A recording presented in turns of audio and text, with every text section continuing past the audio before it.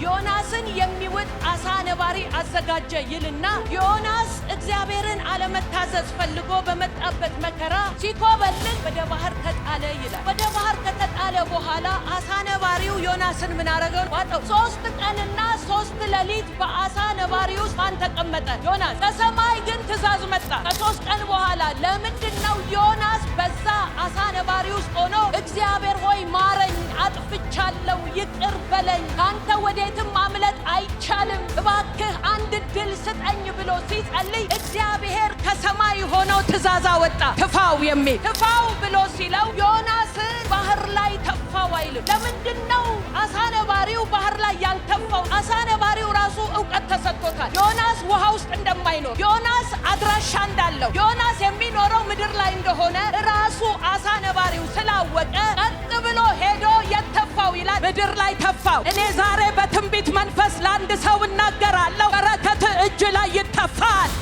የተዋጠ በረከትህ እጅ ላይ ይተፋል። መጽሐፍ ቅዱስ ሲናገር ብዔልን ምን አረጋለሁ በሉት እስኪ፣ እቀጣለሁ፣ የዋጠውን ደግሞ አስተፋለሁ። የሁላችሁ ዛሬ ማለዳ የሆነ ሰው የተዋጠበት ይተፋል። የኔ ነው የሚል ጮሆ አሜን ይበለኝ። የሁላችሁ እግዚአብሔር ቃሉን ሲልክ ዝም ብሎ አይልክም። ቃሌ በጽድቅ ወጣ በከንቱ ወደኔ አትመለስም አለ። ብዔልን ምን አረጋለሁ? እቀጣለሁ። ያንድ ሰው ጠላት ይቀጣል። ያንቺ ጠላት ይቀጣል። ያንተ ጠላት ይቀጣል። ደግሞ መቅጣት ብቻ አይደለም አለ፣ የዋጠውን አስተፋለሁ አለ። የ10 ዓመት የ15 ዓመት የ5 ዓመት የ2 ዓመት አንተ ታውቀዋለህ የተዋጠብህ ነገር ዛሬ ማለዳ እግዚአብሔር አስተፋለሁ ብሏል። የኔ ነው የሚል ብቻ ካየሩ ላይ አሜን ብሎ ይውሰደው። እግዚአብሔር አለ አስተፋለሁ። እግዚአብሔር ይላል ዮናስን የሚውጥ አሳ ነባሪ አዘጋጀ ይልና ዮናስ እግዚአብሔርን አለመታዘዝ ፈልጎ በመጣበት መከራ ሲኮበልል ምን አደረጉት ይላል? ወደ ባህር እንዲወረውሩት ሆነና ወደ ባህር ተጣለ ይላል። ወደ ባህር ከተጣለ በኋላ አሳ ነባሪው ዮናስን ምን አረገው ነው የሚለው? ዋጠው። 3 ቀንና 3 ሌሊት በአሳ ነባሪ ውስጥ ማን ተቀመጠ? ዮናስ። ከሰማይ ግን ትእዛዝ መጣ። ከ3 ቀን በኋላ ለምንድነው ዮናስ በዛ አሳ ነባሪ ውስጥ ሆኖ እግዚአብሔር ሆይ ማረኝ፣ አጥፍቻለሁ፣ ይቅር በለኝ፣ ካንተ ወዴትም ማምለጥ አይቻልም፣ እባክህ አንድ ድል ስጠኝ ብሎ ሲጸልይ እግዚአብሔር ከሰማይ ሆኖ ትእዛዝ አወጣ። ምን የሚል? ትፋው የሚል። ዛሬ አንድ ሰው ትፋው የሚል ከሰማይ ትእዛዝ ወጥቶለታል። አረ የኔ ነው የሚል ከመቀመጫው ብድግ ብሎ አሜን ብሎ ይውሰደው። እግዚአብሔር አለ ትፋ። ያንድ ሰው ጤንነት ይተፋል። ያንድ ሰው ቢዝነሱ ይተፋል። ያንድ ሰው ሰላሙ ይተፋል። ያንድ ሰው አገልግሎቱ ይተፋል። ሰሙኝማ። ትፋው ብሎ ሲለው ዮናስን ባህር ላይ ተፋው አይልም ይላል እንዴ? ለምንድነው አሳ ነባሪው ባህር ላይ ያልተፋው ስትሉ አሳ ነባሪው ራሱ ዕውቀት ተሰጥቶታል። ዮናስ ውሃ ውስጥ እንደማይኖር፣ ዮናስ አድራሻ እንዳለው፣ ዮናስ የሚኖረው ምድር ላይ እንደሆነ ራሱ አሳ ነባሪው ስላወቀ ቀጥ ብሎ ሄዶ የተፋው ይላል። የብስ ላይ ተፋው፣ ምድር ላይ ተፋው። እኔ ዛሬ በትንቢት መንፈስ ለአንድ ሰው እናገራለሁ። በረከትህ እጅ ላይ ይተፋል። የተዋጠ በረከትህ እጅ ላይ ይተፋል። የተወጠ ሰላምህ እጅ ላይ ይተፋል። አንዳንዶቻችሁ ከዚህ ቤት ስትመለሱ ነገራችሁ ተተፍቶ እጃችሁ ገብቶ ታገኙታላችሁ። አረ ይሁንልኝ የሚል አሜን። ዛሬ ከዚህ ስትመለሱ አንዳንዶቻችሁ መልሳችሁ እጃችሁ ይገባል። የተዋጠ ጤንነት ይገባል። የተወሰደ በረከት ይመለሳል። አረ ጠላት ይቀጣል። እግዚአብሔር ያንዳንዶቻችሁን ጠላት ይመታል። ትንቢተ ኢሳይያስ ምዕራፍ 7 ከቁጥር 1 ጀምሮ አብረን እናነባለን። እንዲህም ሆነ በይሁዳ ንጉስ በኦዚያን ልጅ በኢዮአታም ልጅ በአካዝ ዘመን የሶርያ ንጉስ ረአሶን የእስራኤልም ንጉስ የሮሚዮን ልጅ ፋቱሄ ኢየሩሳሌምን ሊወጉ ወጡ፣ ሊያሸንፏትም አልቻሉም።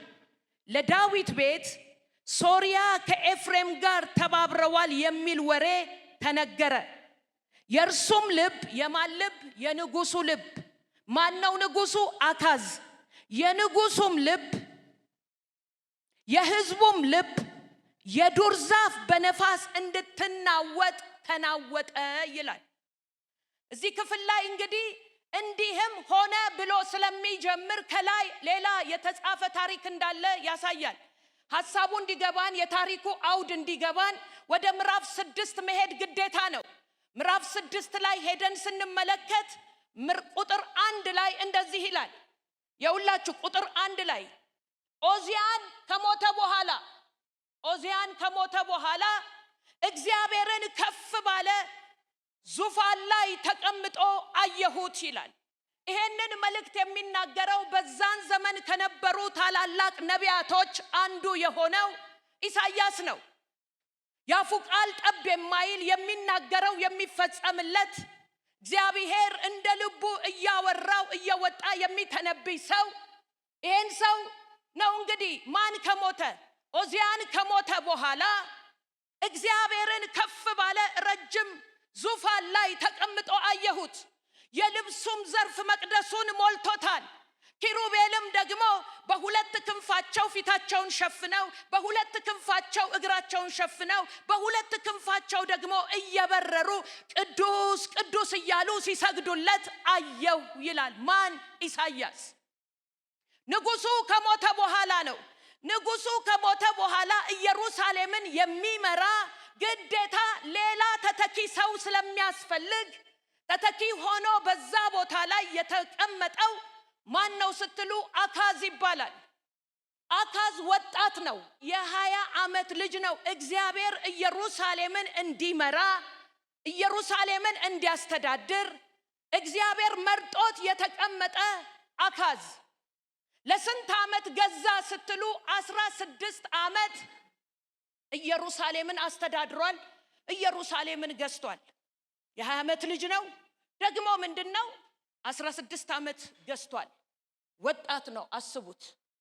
ይሄ አካዝ ግን እግዚአብሔር ቀብቶት እግዚአብሔር ሾሞት ኢየሩሳሌምን እንዲያስተዳድር በዛ ስፍራ ላይ አስቀምጦት ከእግዚአብሔር ከአምላኩ ፊቱን አዝሮ ጣዖትን ማምለክ ሲጀምር፣ መስዋዕት ለባኦል ማቅረብ ሲጀምር እግዚአብሔር ከማደሪያው ሆኖ ተቆጣ ይላል። እግዚአብሔር አዘነበት ይላል። በማን? በአካዝ አዘነ፣ ተቆጣ። እግዚአብሔር አምላኩን ማምለክ ሲገባው እንደ አባቶች እንደነ ዳዊት እግዚአብሔርን መፍራትና ማገልገል ሲገባው ፊቱን ከአምላኩ ከእግዚአብሔር አንስቶ በዓላትን ጣዖትን ማምለክ ሲጀምር እግዚአብሔር ተናደደና ለጠላቶች አሳልፎ ሰጠው። ለጎረቤቶቹ አሳልፎ ሰጠው። ጎረቤቶቹ እነማን ናቸው ስትሉ ሶርያ ይባላል፣ ደግሞ ኤፍሬም ይባላል። ኤፍሬም ማን ነው ስትሉ የሰሜኑ እስራኤል ይባላል። ይሄ ኤፍሬም የሚባለው የሰሜኑ እስራኤል ነው። ስለዚህ ምን አደረገው? እግዚአብሔር ለሶርያና ለሰሜኑ ኤፍሬም ለሚባለው እስራኤል አሳልፎ ሰጠው ይላል። አሳልፎ ሰጠው። ጦር ይዘው መጡበት። ማንጋ? አካዝጋ ሊገጥሙት እግዚአብሔር አስነሳበት።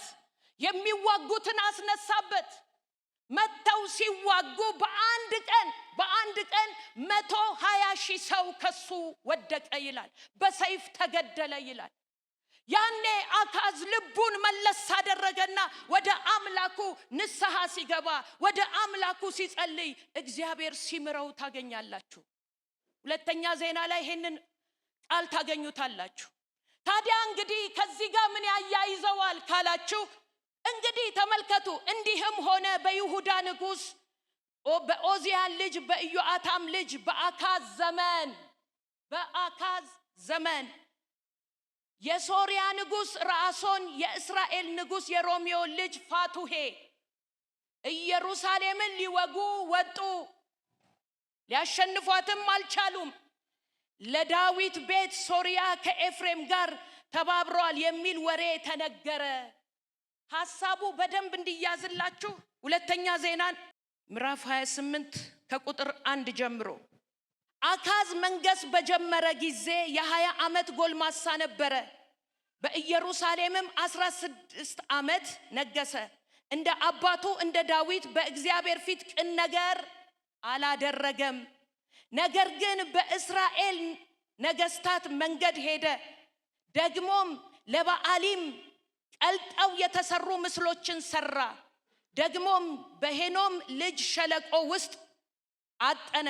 እግዚአብሔርም ከእስራኤል ልጆች ፊት እንዲያሳድዳቸው እንደ አሕዛብ ክፉ ልማድ ልጆቹን በእሳት አቃጠለ። በኮረብታም መስገጃዎችን በተራሮችም ላይ በለመለመው ዛፍ ሁሉ በታች ይሰዋና ያጥን ነበረ። ስለዚህ አምላኩ እግዚአብሔር በሶርያ ንጉሥ እጅ አሳልፎ ሰጠው። ሶርያውያንም መቱት።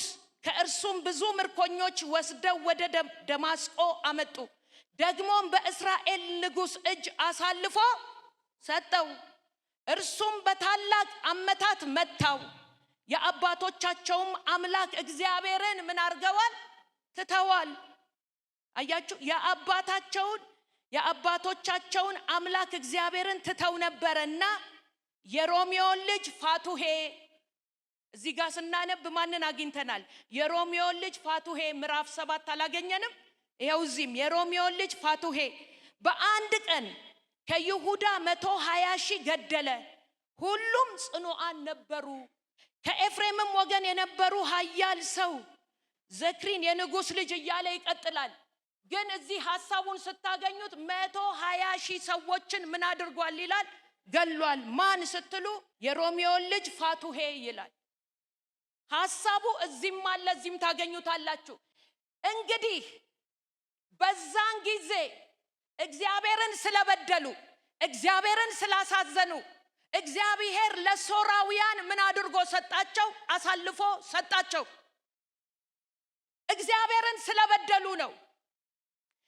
ከዚህ ጊዜ በኋላ ግን 120 ሺህ ሰው ከተገደለበት በኋላ አካዝ ወዲያውኑ ወደ ልቡ ተመልሶ እግዚአብሔር ፊት መንገዱን አስተካከለ።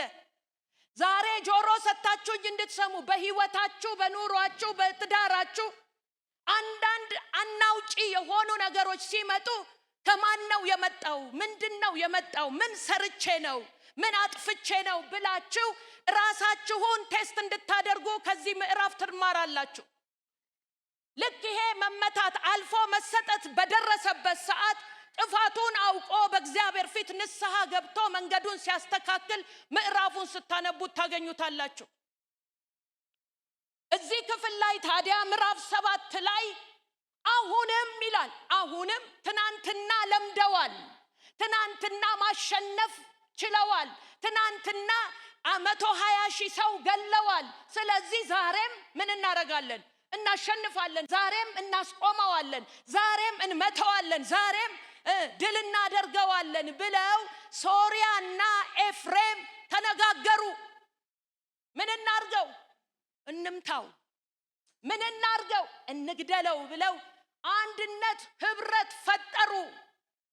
ከዚህ በፊት እንዳደረጉት እንደገና ተስማምተው ህብረት አድርገው ሊመቱት አካዝን ህብረት እንዳደረጉ ወረኞች መጡና ለአካዝ ጉድ ፈላብህ፣ ከዚህ በፊት ህብረት አድርገው ገጥመው ድል ያደረጉ ሶርያና ኤፍሬም አሁንም ህብረት አድርገዋል። አሁንም ሊወጉህ ነው፣ አሁንም ሊያጠፉህ ነው፣ አሁንም ተነስተውብሃል ብለው መተው ሲነግሩት ምን ሆነ ይላል? ልቡ ደነገጠ። የሱ ልብ ብቻ አይደለም የደነገጠው፣ ህዝቡ ራሱ ደነገጠ። ትናንትና የሆነባቸውን ያውቃሉ፣ ትናንትና የተፈጸመባቸውን ያውቃሉ። ስለዚህ ደነገጡ፣ ፈሩ።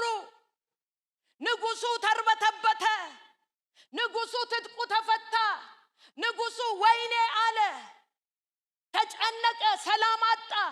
ሲገልጸው ቃሉ እንደዚህ ይላል፣ የእርሱም ልብ የህዝቡም ልብ የዱር ዛፍ በነፋስ እንዲናወጥ ተናወጠ። ንፋስ መጥቶ የጫካውን ዛፍ እንደሚያናውጠው የንጉሱ ልብ ተናወጠ፣ ህዝቡም ተናወጠ። ከሰማው ወሬ የተነሳ ከሰማው ነገር የተነሳ ልቡ ፈራ፣ ተጨነቀ፣ ተርበተበተ፣ ትጥቁ ተፈታ፣ አለቀልኝ አለ። ለአንድ ሰው መልእክት እየተናገርኩ ነው።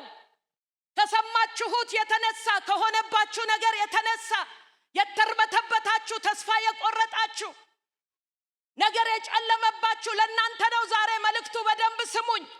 እንደዚህ ይላል ቁጥር 4 ላይ ቁጥር 3 ላይ አገኛችሁት? ትንቢተ ኢሳይያስ ምዕራፍ 7 ላይ ተመልሻለሁ።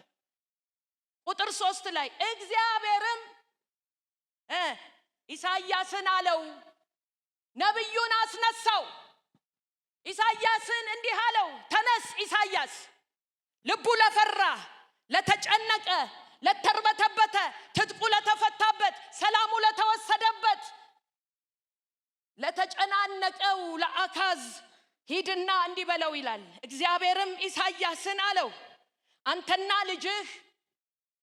አንተና ልጅህ ያሱብ አካዝን ትገናኙ ዘንድ በልብስ አጣቢው እርሻ መንገድ ወዳለው ወደ ላይኛው ኩሬ መስኖ ጫፍ ውጡ።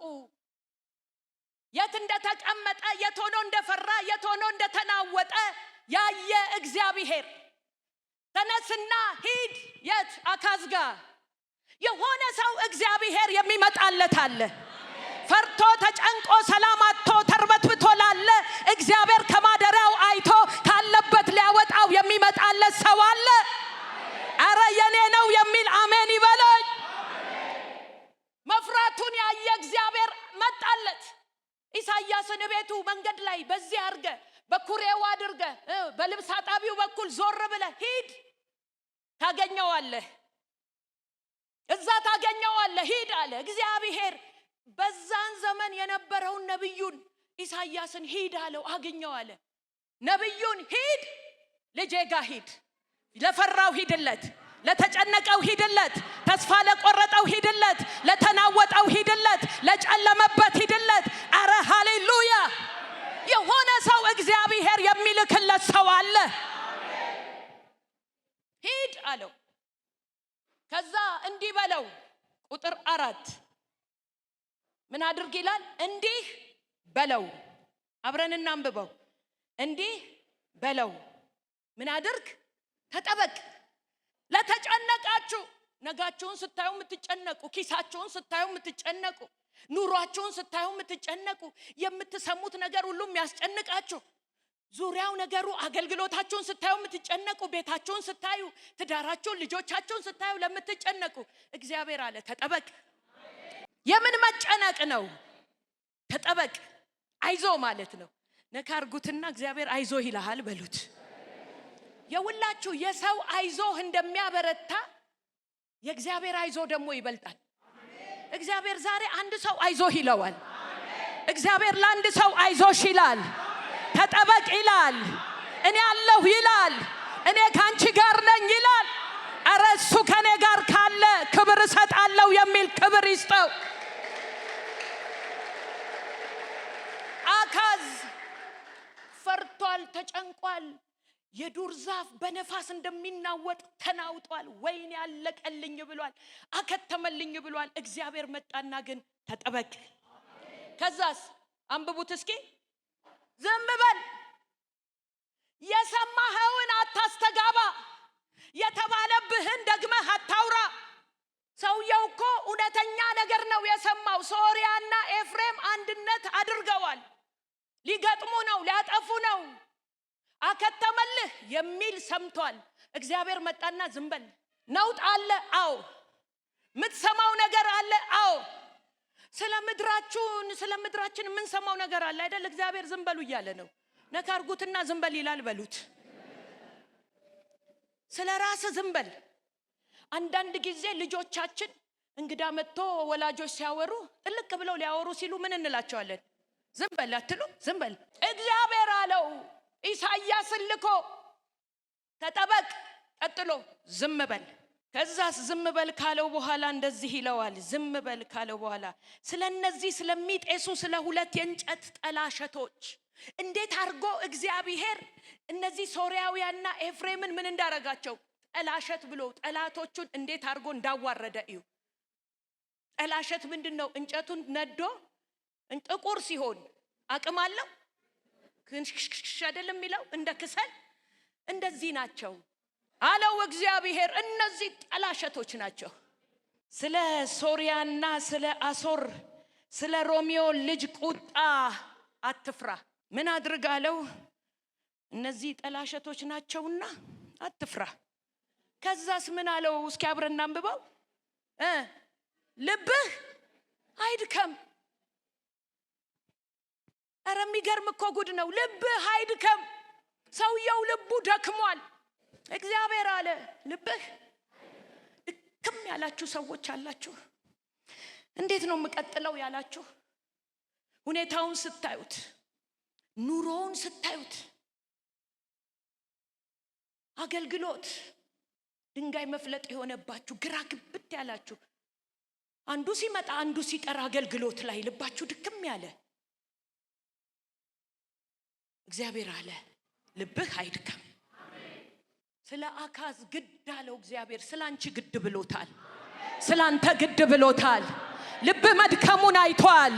ተስፋ መቁረጥህን አይቷል። መርበትበትህን አይቷል። ዛሬ ማለዳ መጥቶ እግዚአብሔር እንደዚህ ይላል ልብህ አይድከም። ሁኔታዎች ልብን ያደክማሉ። እግዚአብሔር ግን ምን እያለ ነው? ሰማይ ምን እያለ ነው? ልብህ አይድከም።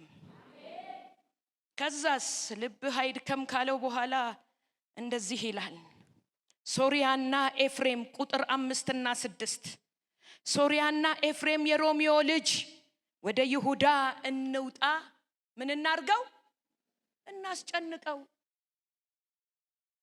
ሰላም እንንሳው፣ እንቅልፍ እናሳጣው፣ እንበጥብጠው፣ እንረብሸው፣ ነገሩን እናበላሽበት፣ አገልግሎቱን እናበላሽበት፣ ትዳሩን እናበላሽበት፣ ህይወቱን እናበላሽበት፣ እናስጨንቀው ብለው መክረዋል። አንተ ያልሰማኸውን የሚሰማ አለ። አንቺ ያልሰማሽውን የሚሰማ ጌታ አለ። ምን እናርገው? እናስጨንቀው። እናስጨንቀው ብለው አላቆሙም እነዚህ ሰዎች። እንሰባብረው አሉ። ምን ባደረገ? ሰውየው አካሄዱን ከእግዚአብሔር ጋር አድርጓል። ምን ብለው ባህል አለው? አንደኛ እናስጨንቀው፣ ሁለተኛ እንሰባብረው፣ ሶስተኛ ንጉስ አንተ ንጉስ ሆነ ሌላ ንጉስ አምጥተን ባንተ ላይ እንሹም ብለው መክረዋል። ምክራቸውን ሰምቻለሁ። ምን አለ ይላል? እናስጨንቀው፣ እንሰባብረው፣ ከዛስ የጣብኤል ልጅ እናንግስበት ብለው ክፉ ስለመከሩብህ ግን እንደዚህ ሆነ። ዛሬ መልእክቴን ወስዳለሁ የሚል አማኝ አለ ወይ? ግን እንደዚህ ሆነ። እንዲህ ይላል ያው ጌታ እግዚአብሔር እንዲህ ይላል። ኢሳይያስ እንዲህ አለ። ትንቢቱን ጀመረ። ጌታ እግዚአብሔር እንዲህ ይላል። በሕይወት ምንጭ ኢየሱስ ዓለም አቀፍ ቤተክርስቲያን ዛሬ በቀን 29 እዚህ የተገኛችሁ እግዚአብሔር እንዲህ ይላል። ስላንቺ እንዲህ ይላል። ስለ ቤትህ እንዲህ ይላል። ስለ ልጆች እንዲህ ይላል። ይሄ የተመከረ ምክር አይሆንም። ይሄ የተደገሰ ድግስ አይሆንም። ይሄ የተመከረ ምክር አንቺ ላይ አይሆንም። ይሄ የተነገረ ክፉ ቃል አይጸናም። የሚያምን ብቻ እኔ ላይ አይሆንም የሚል ጩኸት ያለው፣ እልልታ ያለው፣ ክብር ያለው ሃሌሉያ። ቀኝ እጃችሁን ብድግ አድርጉና አይሆንም በሉ እስኪ።